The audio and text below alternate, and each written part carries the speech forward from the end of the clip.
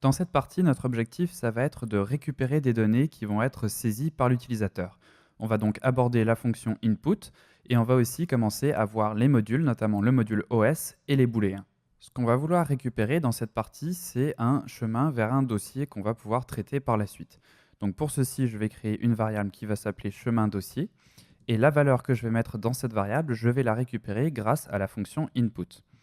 À l'intérieur des parenthèses de la fonction input, on va rentrer la phrase qui va être indiquée à l'utilisateur et qui va lui indiquer le type de données qu'on veut récupérer. Donc moi, je vais lui dire entrer un chemin de dossier, comme ceci. Et on va printer chemin dossier ensuite pour afficher cette variable et vérifier qu'elle est correcte. Donc je sauvegarde le script.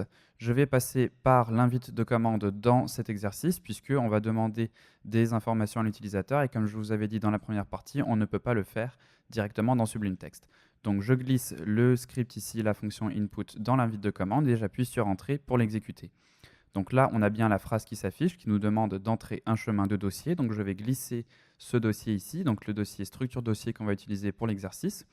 Donc je le glisse dans l'invite de commande pour afficher le chemin au complet. J'appuie sur entrée.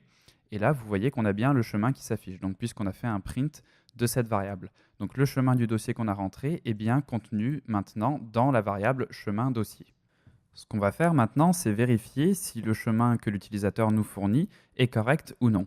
Donc pour ceci, on va utiliser le module OS. Un module, c'est en fait, si vous voulez, un script Python qui contient ce qu'on appelle des méthodes qui vont être en fait toute une série de fonctions qui vont avoir été créées déjà par les gens qui ont créé Python ou par d'autres utilisateurs même. Il existe des modules créés par des gens lambda qui existent et que vous pouvez télécharger sur Internet.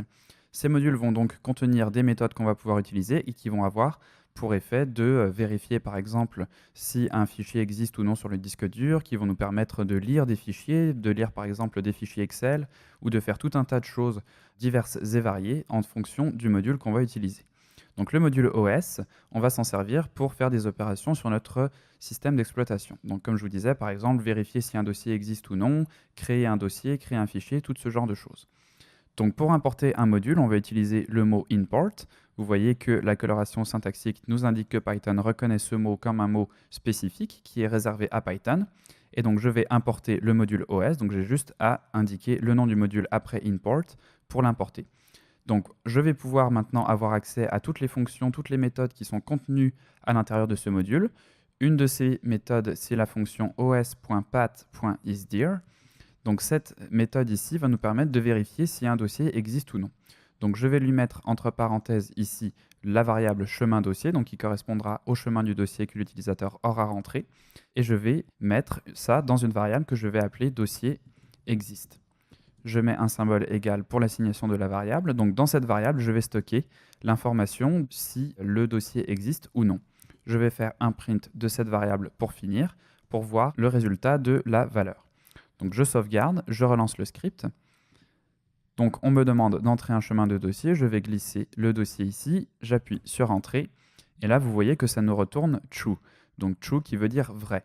Donc dans ce cas-ci, le dossier existe, donc la fonction os.path.isDear nous retourne ce qu'on appelle un booléen. Donc un booléen, c'est un autre type de variable qui peut être soit vrai, soit faux. Dans ce cas-ci, le dossier existe, donc la valeur retournée est vraie.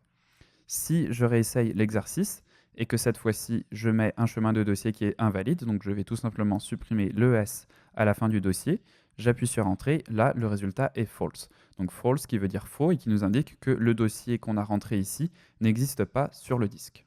Donc dans cette partie, on a été introduit à la fonction input qui nous permet de récupérer des données saisies par l'utilisateur et donc de commencer à interagir avec la personne qui va utiliser notre script. On a utilisé les modules, donc le module OS dans ce cas-ci, qui nous a permis de vérifier si un dossier existe ou non sur notre disque dur.